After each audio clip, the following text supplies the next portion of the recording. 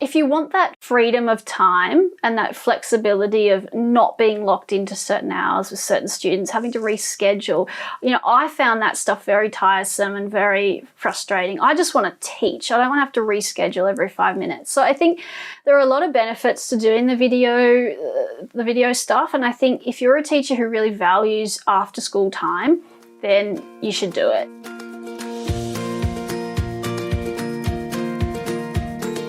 Hi teachers, it's Tim here and welcome back to another episode of the Topcast. This is episode number 208. Super happy that you are spending some time with me today and I really appreciate it. Thank you very much for all the lovely comments that we've been getting about the show. And indeed, if you are interested in continuing the discussion about any of the topics on the podcast, then you'll be delighted to know that I've actually recently started a Facebook group. So many of you have been requesting for so long and I've finally done it. If you're already a Top Music Pro member, then you'll get instant access to the group. But otherwise, just click the Join Now on the group page. We'll pop the link in the show notes. But if you're on Facebook, just search for Top Music Teaching and you'll find the group there. And we look forward to welcoming you inside and we'll have a bit of a chat about some of these great podcast episodes. Now, don't forget as well that with the launch of the marketplace, you are able to grab a 10% discount on any of your first purchase during this month. So go and use your coupon code, which is PODLAUNCH10. PODLAUNCH10, PODLAUNCH10, to get 10% off your first purchase over at topmusicmarketplace.com. My guest today is Amy Jorgensen. Now, if you've got no idea who that is, you might know her as Amy Bastow. She's recently had a last name change. If you still have no idea who that is, then stay tuned because you're going to find out more about this award-winning composer, pianist, and music educator. Her composition work with James Cameron, in fact, earned her an Australian Academy Award nomination. She's a classically trained pianist and she's founded more recently the Virtual Piano Academy in 2020, building an innovative platform to transform the way students learn music. That's exactly what we're going to be talking about today. Well, welcome to the show, Amy Jorgensen. Welcome to the show, Amy Jorgensen. So cool to be catching up with you again. Yeah, likewise. Thanks so much for having me. Well, I reckon it's been 10 years since we met, probably. Oh, it's been a while. Almost. Goodness, yeah. That's.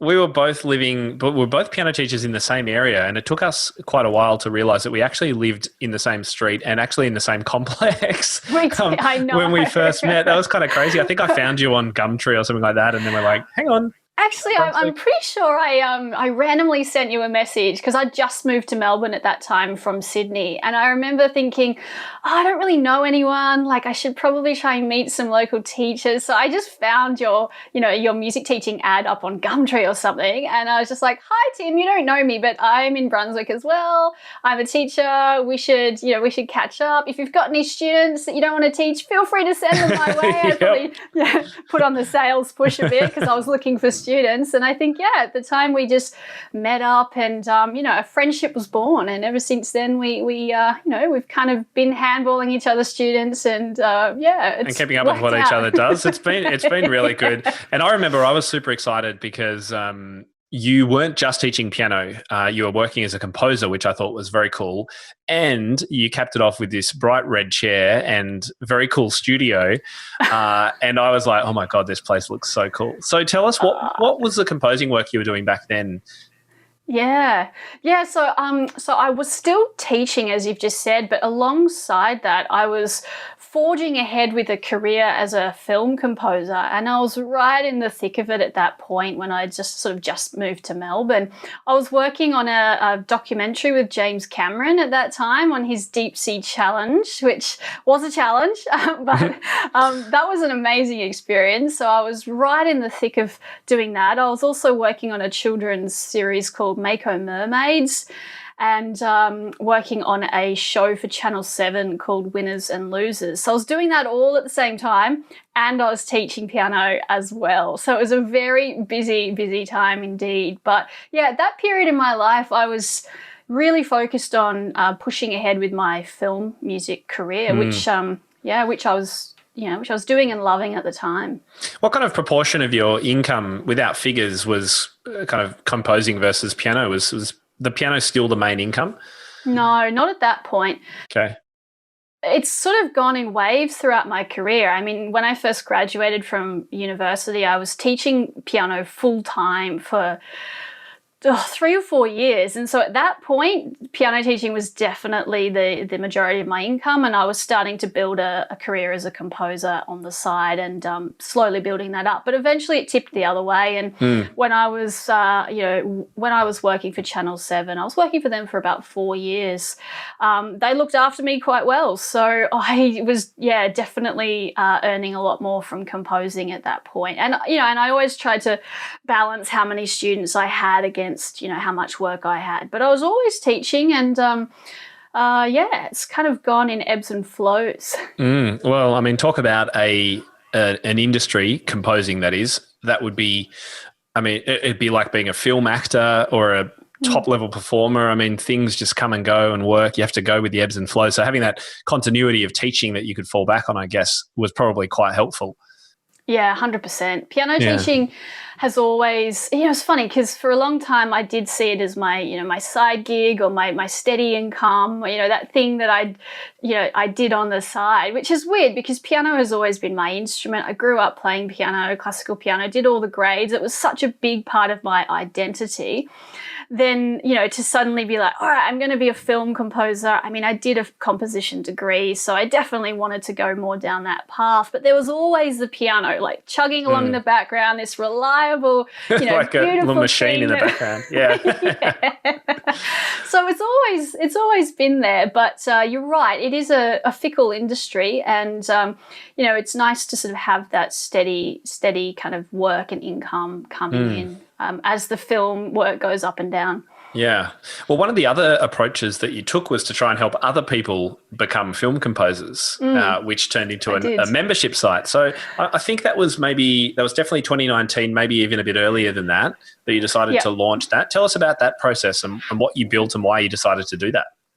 Yeah, sure. So, I was really in this film composing thing fairly deep from about 2011, and for a number of years, working as a composer in the industry, I used to get emails from a lot of young, up and coming, sort of aspiring composers who wanted to get into film, and I started taking some of those students on as private students and teaching them and mentoring them and listening to their music and giving them feedback and so forth.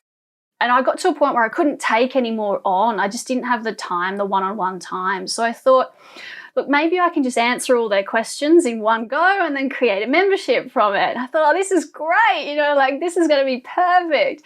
So about 2018, I got the idea and I started tried to build a membership platform, which was disastrous because I absolutely had no idea what I was doing. I started with WordPress and it was a nightmare trying to sticky tape together a whole bunch of plugins and things like that. And it just got very complicated. So in the end, I ended up using a platform that sort of already exists called Mighty Networks.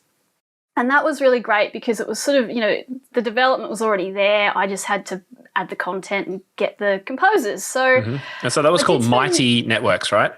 Yeah. As in strong and mighty. Yep. Strong and Mighty Networks, which has served its purpose quite well for what I wanted. So in the end, I started out with the focus of building a membership site that would bring in some income and would, be a business.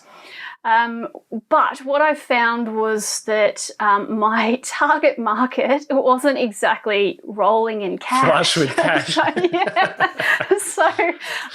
So although I loved, the idea of being able to help these people, I couldn't really find a balance between the people who wanted this private tuition from me and were willing to spend, top dollar to get a one-on-one, and then people who were pretty much looking for something for nothing. And there wasn't I didn't find a sweet spot in the middle where they were really sort of willing to pay their $40 a month or whatever it was to access a membership site. So anyway, long story short, I kind of turned this idea into more of a social community. So it's still up and running, but it's free now because I just want people in there who are, So I'm a bit like Mother Hen. I just flap around and answer questions as people ask them. But instead of pushing really hard with building courses and being very heavy on the content, it's more of a forum or a social kind of community where the composers can chat amongst themselves, they can upload their music, they can hear what each other are doing, and they're giving each other feedback. And it's a safe space to kind of talk about the industry as opposed to really pushing with a membership. So that's kind of where that landed in the end. Wow, okay. And what's that called so people can go and have a look at it? Yeah, it's called Composer-Fi. So that's composer with FY on the end. .com if you're interested in checking it out. Fantastic. Yeah. And I mean, anyone out there wants to see a slick looking, sharp kind of sales page and description of benefits and things like that, I think you've really done a great job on that, and it's still there to have a look at. So I think it's quite a lovely, it's a community service almost that you're providing to still support people. I guess it did sort of turn into that, and I'm kind of happy about that. I think the focus for a long time for me was to try and turn it into something that was going to be financially a business. But it's nice the way it's kind of landed, and I think it's it's a more organic, authentic place for people to be and to just legitimately chat amongst themselves. And I kind of throw my 2 cents in. I write articles for it every now and then. I throw up a few videos and sort of real life experiences of things I'm going through or working on, and just sharing them with people. When was it that you realised that wasn't the thing you were going to make some money out of? Yeah, there are a few things that happened that sort of led me to where I am now. So maybe I'll go back and take us through that, because I know there was some kind of hard times in there as well. So share what you're comfortable with. Yeah, absolutely. So I spent a bit of time, as we just said, building this Composer-Fi platform, but then realised, look, this is going to be more of a community and a community service thing, as we've just said. And then, it got me reflecting on the industry, and, things were changing. It was becoming more and more difficult to get film composing work, and budgets were getting squeezed. And, I was working really, really hard trying to maintain, multiple gigs at once. You take on a project, but you never know when you're going to get the next one. So you say yes to everything, and then you're inundated, and then you don't have any work the next month. And it was really up and down. And I got to, maybe it's because I'm getting a bit older. I'm in my 30s now. And when I first started, when you're young and you're just like, yes, I'll do everything. Eventually you go, hold on a second. Is this the life I really want? And I think I got a bit burnt out by the whole industry, and having worked in that space for nearly 10 years, pushing really hard. So I actually decided to take a break from music altogether. Not altogether, I was still, that piano teaching was still there, and I still had a good number of students that I was teaching every afternoon. But I decided that I would start a new career almost in advertising. Right. Which is a bit of a weird sidestep. Yeah. Hang on, this is all before COVID, right? Yeah, this is end of 2019. Okay, so end of 2019, You're feeling burnt out, you're kind of over it. Composer-Fi is not going quite the way you wanted it to, and you're just like, I need a break from this. Yeah, I needed a break. And I think as musicians, sometimes it's hard to acknowledge when you need that time away, because you're always pushing the next project, the next gig. It's very, very full on. So end of 2019, I made a conscious decision that I needed a break from music. So I thought, well, what else can I do? And I'd worked a little bit around advertising, doing some composing work in advertising, and I liked that space. It was creative, it was about ideas, and I thought, you know what, I'm going to give that a spin. Why not? It's going to be a nice change anyway. So I ended up getting a position at one of the country's best advertising agencies, actually, Clemenger BBDO. They've got a network all around the world. And they work on some really top-level campaigns. I thought, great, this is just what I need, a creative job in a different space. I can, use my creative skills, but in a different way. So at the time, I pretty much gave all of my piano students away. at the end of 2019 to make space for this new career that I was embarking on. That must have been hard because you would have taught those kids, some of those students, for some time, right? Correct. I did keep about 3 or 4 that had been with me for like a really long time. Mm-hmm. So I kept just a couple that I would, I'd keep teaching on the weekends. So again, I didn't completely let it go. Were you able to find a teacher for the others? Yeah. Great. Okay. I was. That does ease the transition a bit. It does. Yeah. So I was careful about how I did that. But so at this stage, I've got 3 or 4 students that I'm still teaching on the weekends, but starting a whole new career, really 9 to 5 kind of job in the city. Wow, putting the suit on, doing your hair. Exactly. Yep. Yeah, all of that stuff, which at the time I think I really needed, just a brain break. Mm. What was your role? Well, it was because it was sort of like a new position. It was kind of undefined, really, at that point. Okay. Well, what were you doing? Just to give people a sense of the role. Yeah, honestly, it was early stages. So what the idea was that I was going to start in February, which I did, and then by mid-year, so June, they were going to see what my skills were like and where I would best fit in the agency. So, these creative agencies are very, They hired you just for you, kind of. Yeah, kind of. Wow. Yeah, amazing. They actually have a recruitment process where they're looking for new talent, and this particular one was looking for talent that was outside of advertising. So they were particularly looking for people that came from different industries. And I thought, well, that's me. That's perfect. I'll throw my hat in the ring for it, and got it over 600 other people, which is pretty amazing. So I thought, look, this is amazing. Yeah.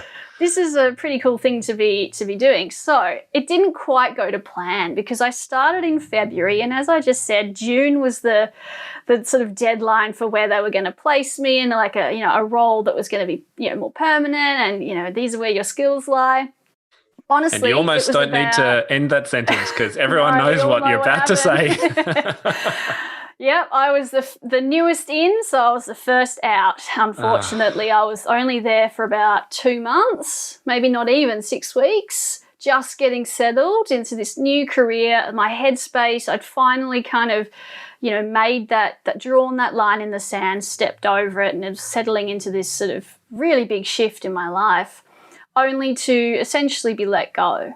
And then I had nothing. I'd given away my students. I emailed all of them saying, come back. And they're like, look, sorry, we're fine. We've moved on. And it's just like, all right, I've got nothing. I have 4 students and that's it. COVID's just hit. Like, it was a really tough time. I mean, you must have been seriously down in the dumps. I was pretty down in the dumps. Yeah.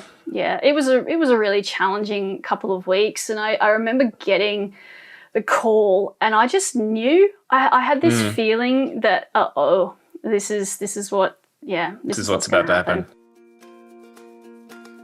As you'll remember from last week's episode, we finally launched the Top Music Marketplace. This has been a project of mine it's been in my head for about 3 years and a whole lot of hard work for the last 6 months.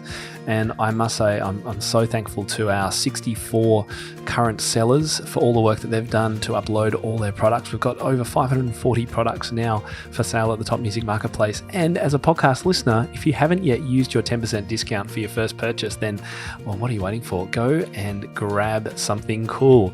All you need to do is head to topmusicmarketplace.com and use the code PODLAUNCH10. That's POD launch LAUNCH 10 PODLAUNCH10, and go and have a look at all the great things that we've got going over there. It's been so popular and everyone's so excited. I can't wait to share it with you.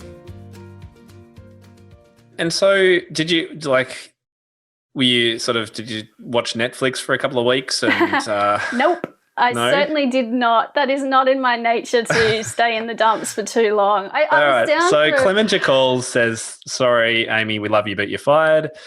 Yeah. Sorry, we're letting you go.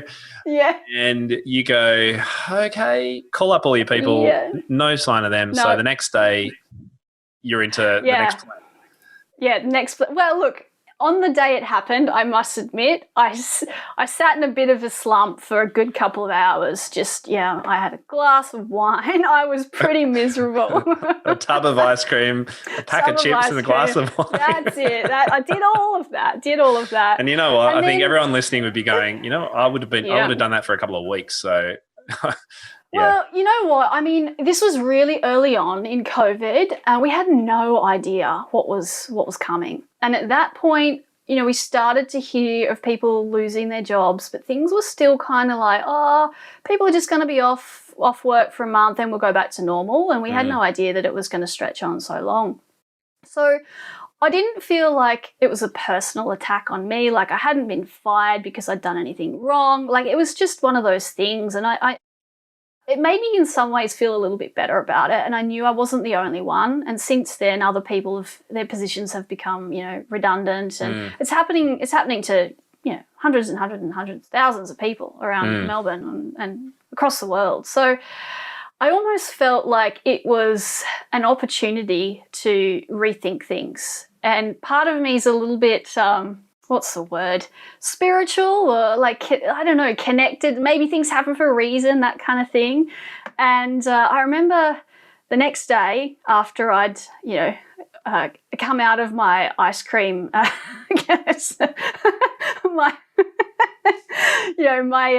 state of my sugar coma, I remember just going, what do I just want to do today? I mean, I can do anything today. I don't have anyone to answer to. I've got no job. It's just me. What do I want to do? And I sat down at the piano, and for the first time in years, I just played. I just played just for me. There was no director, no deadline. There was no student, nothing. It was just pure creativity, pure inspiration. And I thought, man, this is why I started music in the first place. This is why I studied it. This is why I've spent my whole life pursuing this thing, because it's pure beauty. It can heal, it can transform. It's there for me whenever I want it. And that just it just got me thinking about the whole thing.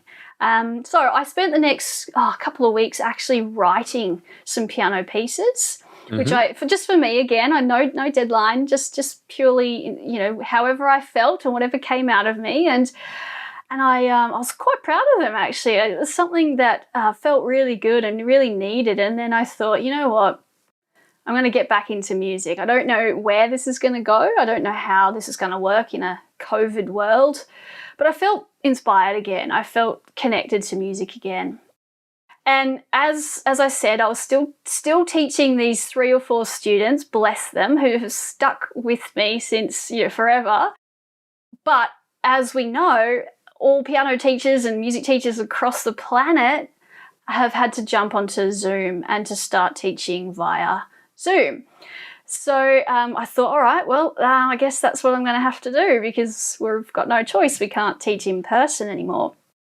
So that's interesting, because I've been teaching on Zoom actually for years. I was one of the early adopters of Zoom way back when it first came out, but I've been teaching composition on Zoom, not piano, which works in a slightly different way. You're sharing your screen and you're listening to files and things, so it's a lot easier if you've got glitchy issues and so forth. It's not a big deal. Right. And so I've always avoided teaching piano online purely because I thought, it's unstable. It's not really going to work that well. So I've always taught in person for piano lessons, even though I've been doing online stuff for my composing students. So anyway, I thought I've got no choice here. I am going to have to teach piano on Zoom, just like we all are. So first lesson with a darling little, I think she was about 10. And she's got a half-hour lesson, and I was listening to her play through one of her scales. And honestly, we spent half the lesson just trying to work out whether she was playing in rhythm or not. It was just so frustrating. Yeah, just because of all the surging man, it was cutting out and glitching. And I just thought, wow, I mean, this is going to be a real nightmare. I mean, I only had 4 students, so it's not like my whole life was just going to be like Zoom all day. And that's exactly where a lot of our listeners would have been at that precise moment, of course, with 30 or 40 kids. Exactly. To do that all day with. Honestly, I don't know how people have done it with that many students. So I was in this very weird space because I'd lost my job, so I had time. I had this luxury of time, which I haven't had for a really long time. So I remember thinking, all right, well, Zoom's obviously a bit crappy for this piano teaching stuff. I wonder if, how would it work if I got a student to send me a video instead of doing a Zoom lesson? So I used one of the students that I was teaching as a guinea pig and tried a few different iterations of sending back and forth videos and uploading audio files and things like that. And I tried to find a few platforms that would do that. I looked at Sonara, I looked at My Music Staff, all the ones that, teachers use for their admin and stuff. And there was nothing that was really working, nothing that really worked in the way I wanted it to. I wanted to be able to create a video, send it to her really easily. She could watch it. I could track what she was doing. I could see when she'd watch the video, and then she could send one back. But the very first time I tried it, her dad was on the phone saying, oh, we've got video file upload issues. We can't upload to Sonara. There's like a 100 megabyte limit or something. And I was like, how do we get the video to you? And it was just like half an hour of just trying to work out how they're going to get this video to me. And sharing video, I mean, we put people on the moon in 1969, but to share a video with someone else, it's still so difficult. Yeah, even just getting it off a phone and onto a computer, if they're different manufacturers, it's ridiculous. Right, exactly. And then I looked into, Loom, LOOM, which is a pretty cool video recording app. So you can record a video and you just send the link to someone straight away and they host it on their servers. And I thought, this is great. This is something that we could use. But of course, you've got to have a paid account to, really make the most of it. And you only get a certain number of, upload allowances. And I just thought, oh man, this is going to be a nightmare. I don't want these students to have to then go and pay $30 a month just so they can upload videos and things like that. So I took on board all these issues and thought, right, look, I'm going to build something myself that does all the things I want it to do.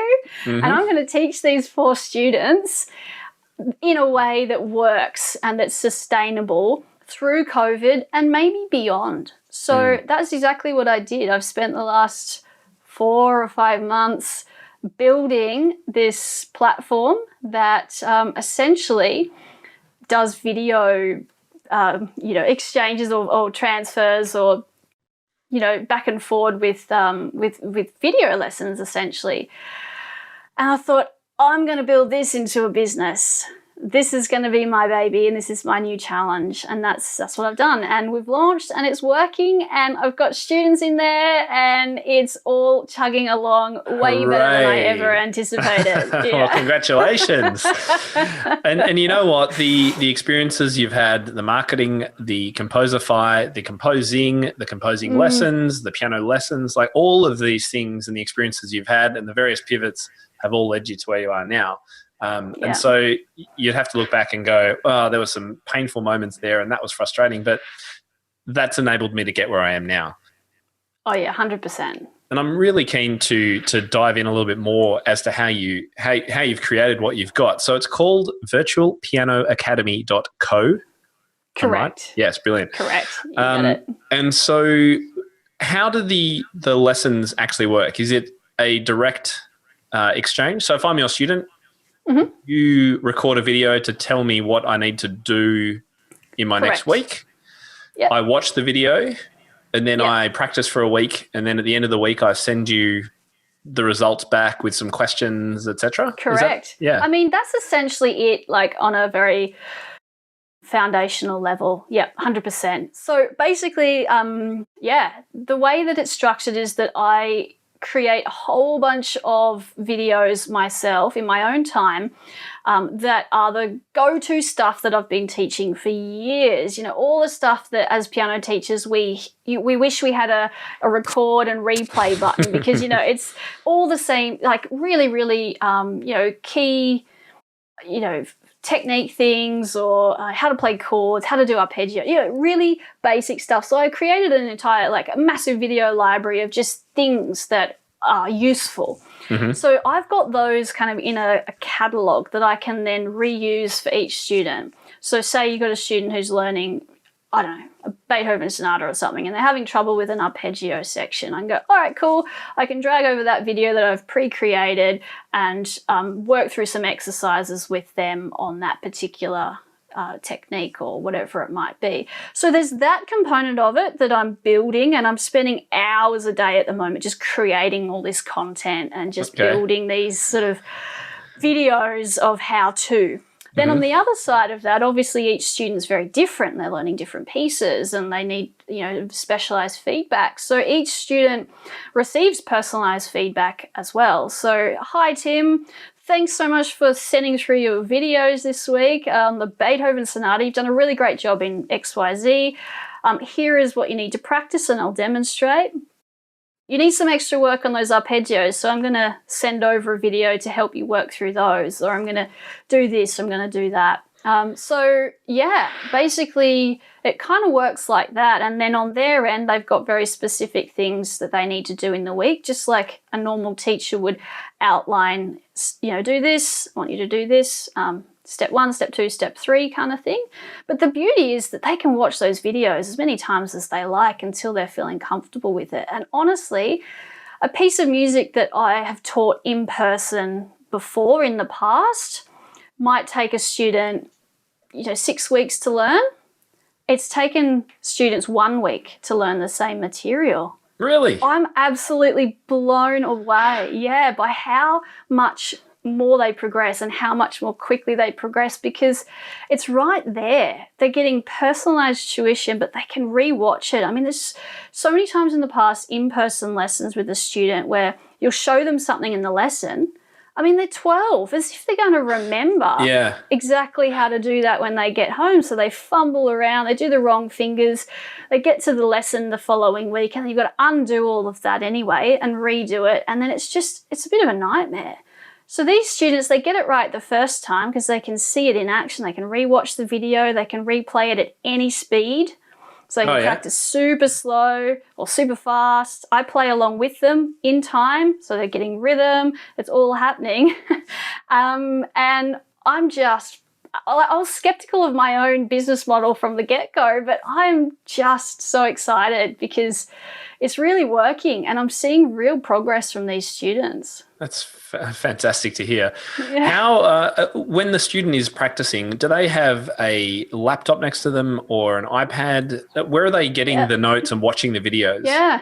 It works on any device. So they can log in on their phone or a tablet, iPad, laptop, whatever. It doesn't matter. So they log into vpa.co. Yep. And their dashboard will come up or whatever, and that's where that's where you'll put things.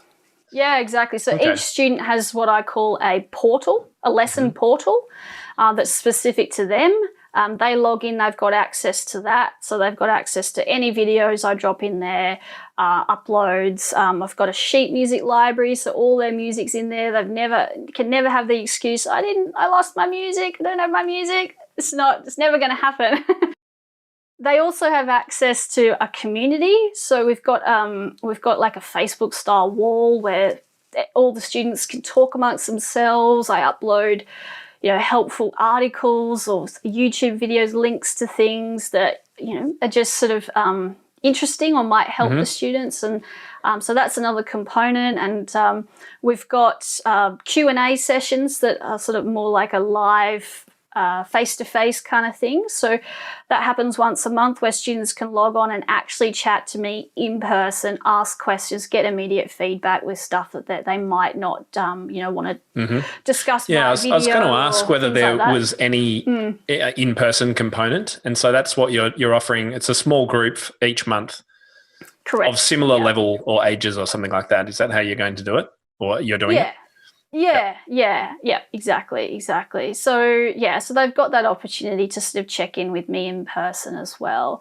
But so far, I mean, the kids are great, and the adults, like everyone's, they'll record their videos and they talk through as they're doing it like it's a lesson. Like, hi, Amy, I'm really struggling with this bit, but I'm going to play through it anyway. Here we go. Oh, the mistake there. I might need help with that. And so it's conversational. It's really, it's really nice. And we've got, we use, it's called Intercom. I think you guys use it as well. It's like a little chat plug-in on the website, so they can message and get feedback from me if they're having any issues with things during the week. So that's super easy, just to exchange kind of text-based conversation. Oh yeah, okay, yeah. That's those little. Lots of listeners will know that little icon in the bottom right corner of websites that pops up and says, "Hey," as it will do on your side. You can use that to keep in touch more easily. I think that's really good. Yeah, and what I've actually found super useful is being able to track students' progress. I mean, it sounds a bit stalkery, but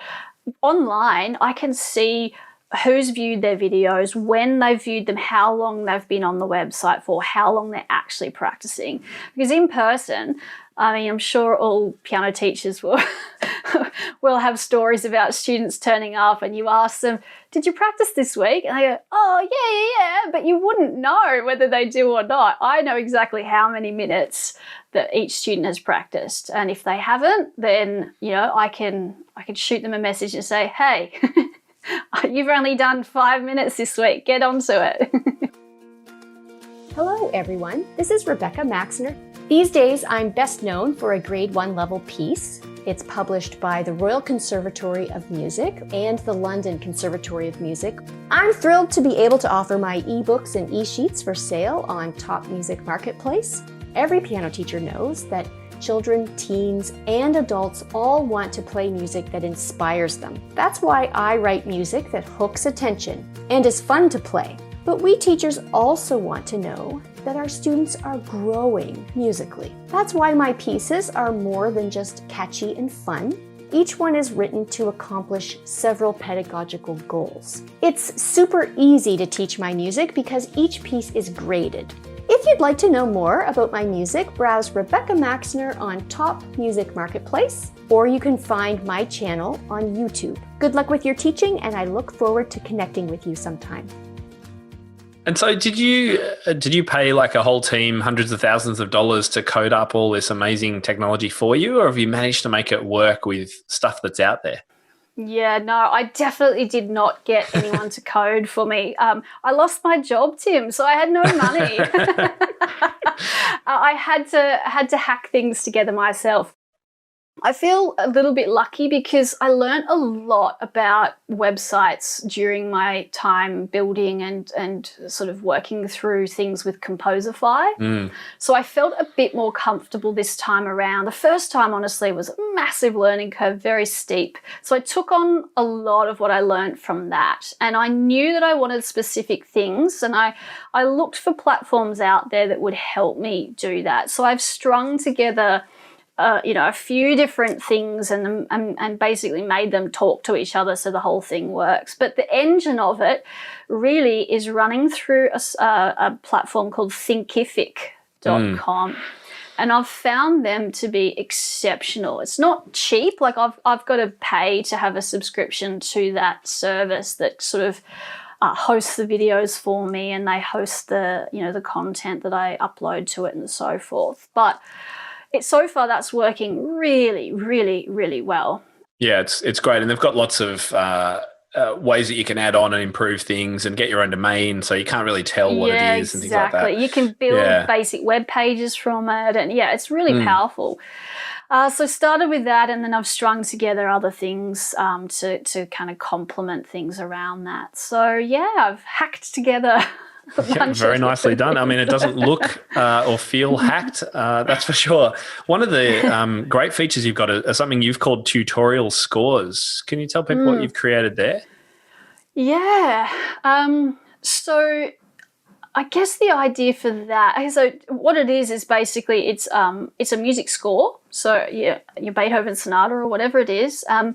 and you can click on the actual score, so the digital sheet music, and each little section will be divided up, say, in 8-bar chunks. So you can click on the first 8 bars, and it'll pop up a video about how to play those bars with a tutorial, and walks you through what's happening in the music and a bit of backstory and a bit of theory, and watch out for this, be careful of these fingers here, or here's a technique that you should be implementing in this section. So when I was teaching in person, I always found it better when kids learn, or adults, students learned in small chunks at a time, right? Rather than learning the right hand of like the whole thing and then the left hand of the whole thing. It's better to focus in and zoom in a small section and get that really right. So the tutorial scores kind of allow you to do that. So a student might then go, you know what, I'm going to learn the first 8 bars this week of the Beethoven Sonata. I'm going to open up the score and I'm going to click on that section, and it's kind of all there for me. Or actually, maybe I want to learn the last 8 bars. So I'll click on that section, and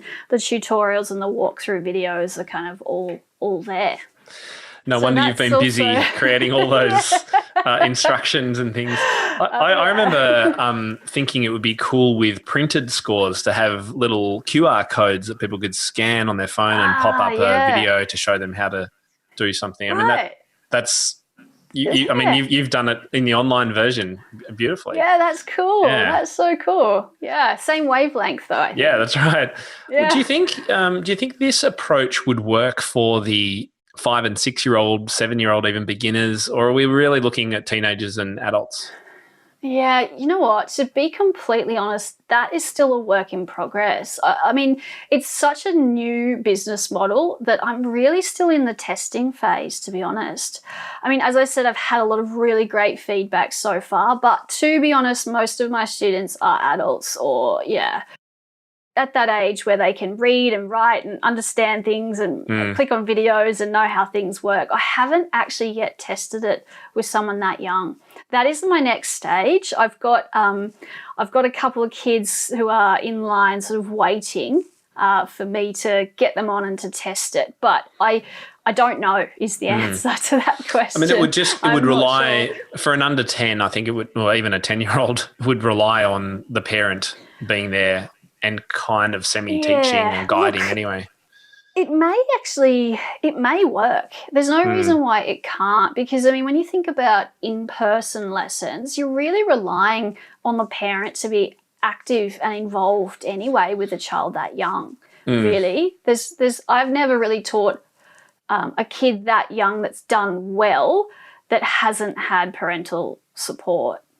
So it's a similar situation. It's just that there's tech involved, which kids may actually love. Kids may find that that's an added bonus. So look, that's a watch this space, I think.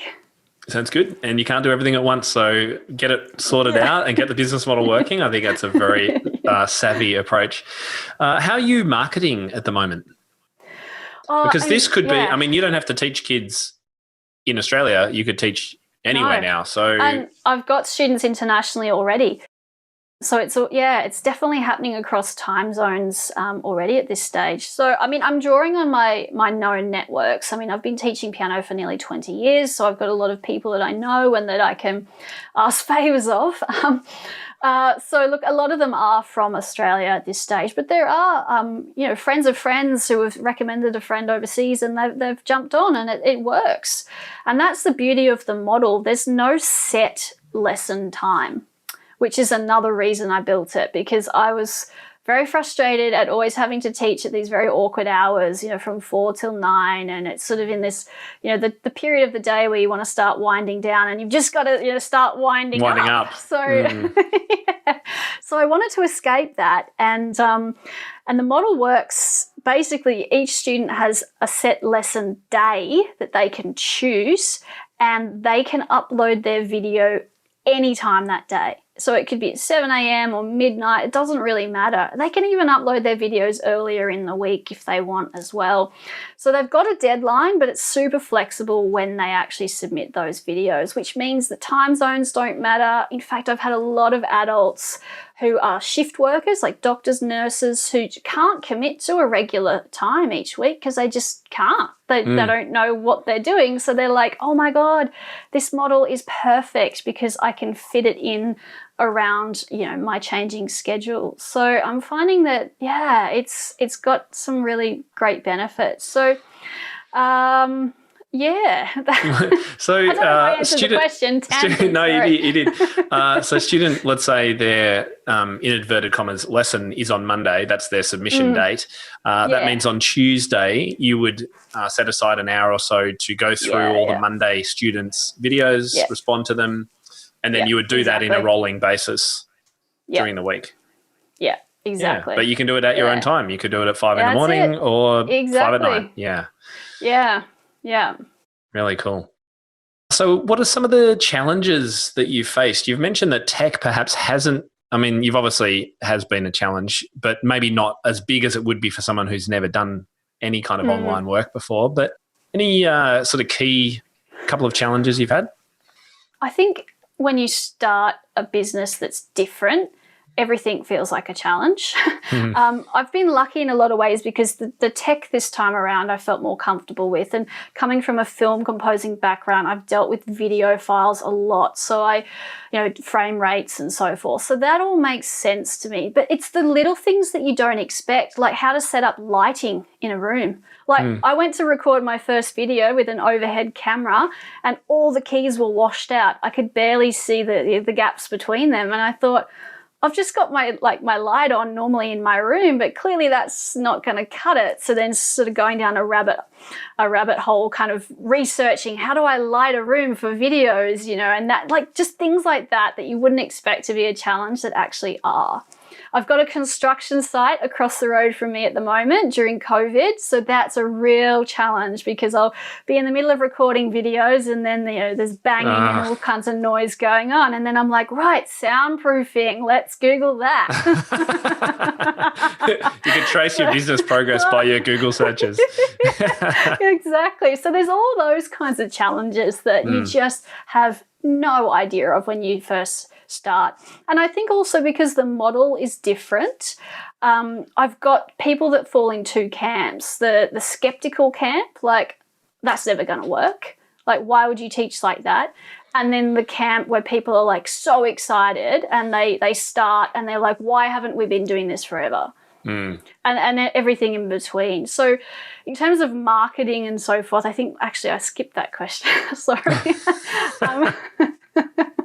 We got sidetracked. But in terms of marketing it and convincing people that this is a model that works, that's really challenging. That's hard because it's new, it's different. People, they traditionally think of piano lessons as, okay, I've got to go to a teacher's house and they have to live close to me because I'm going to have to travel there, and then I'm going to have to set in a time which is going to have to be after school time, and all these sort of traditional things. So all of that doesn't exist anymore.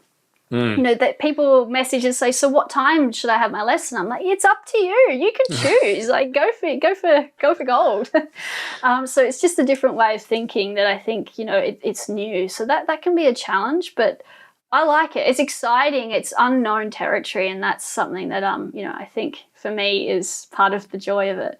I look forward to checking in with you in a year's time or whatever it is and seeing how it's all panned out. Have you got any thoughts or advice for teachers listening who, I imagine quite a few could be listening to this going, oh my goodness, this actually sounds like something that I could really do or I should try. Any advice? I mean, what should teachers do? I mean, because you've taken months to set this all up. Yeah. I mean, I think my advice is that, if you want that freedom of time and that flexibility of not being locked into certain hours with certain students, having to reschedule, I found that stuff very tiresome and very frustrating. I just want to teach. I don't want to have to reschedule every 5 minutes. So I think there are a lot of benefits to doing the video stuff. And I think if you're a teacher who really values after school time, then you should do it. But it's not for everyone because there is a lot of tech. There is a lot of tech that you have to understand that also goes wrong that you have to then fix. if you just want to teach and you don't want to have to learn anything about video uploads or creating videos or stringing together a website, it's probably not for you. Not for you, yeah. Yeah, so there's definitely a few hurdles to overcome, but and it's not for everyone, because some people actually genuinely like face-to-face in person, and that's totally fine. And I've always been a bit entrepreneurial. I like to do things differently. I've been online for a really long time, so it felt natural to me to do that. But I think if you're thinking about it, just examine what you're kind of, what's important to you as a teacher, and then decide if it's something that you want to invest the time into. Because it's also expensive. Like, it costs hundreds of dollars a month to have all the tech working. So that's a component as well. And then there's also the battle of convincing people that online lessons are still worth the same as in-person lessons, right. Which is another challenge altogether, because we think online and we think, oh, cheap, right? Yeah, so, that's exactly right. And what about the future, Amy? I mean, one of the great advantages, yes, you might be spending a fair bit of money on the tech and hosting and all that kind of stuff now, but there is some scalability in this model, right?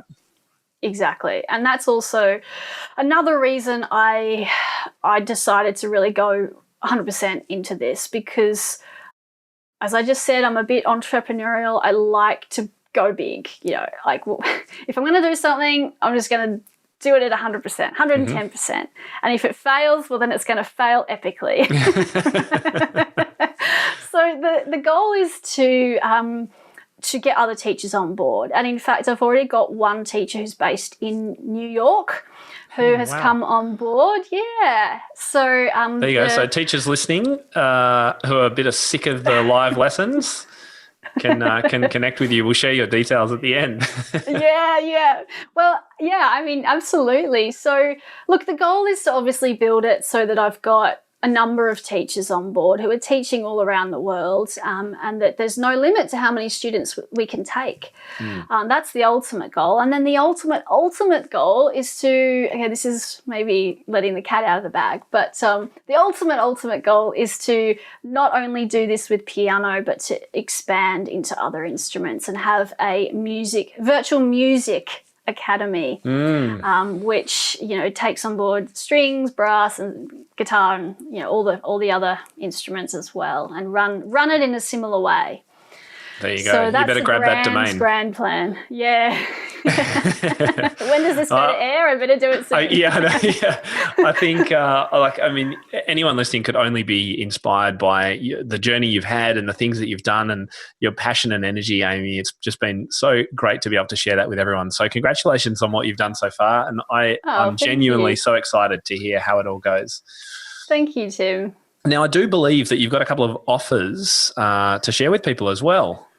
Yeah, absolutely. So if you're a student, or if you want to actually become a student of the Virtual Piano Academy, we offer a free trial lesson. So that's super easy to book. You can jump onto virtualpianoacademy.co and find a time in your time zone, wherever you are around the world, and you can book a lesson to see whether it's for you. I mean, we had people that have jumped onto a trial lesson just to kind of ask questions about how it works, and then they go, oh my God, this is amazing, yes, sign me up. Or they go, oh, you know what, I actually do want in-person lessons because I want to have someone hovering over my shoulder. So there's a free trial lesson there if you want to give us a spin.